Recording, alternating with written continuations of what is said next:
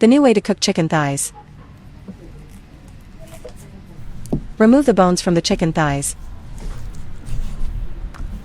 Beat the meat until soft. Cut the vegetables into pieces.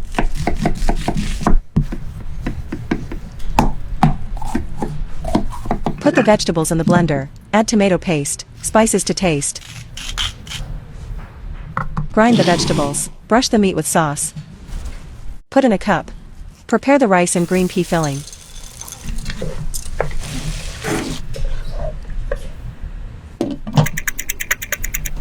Put the filling. Wrap in the meat.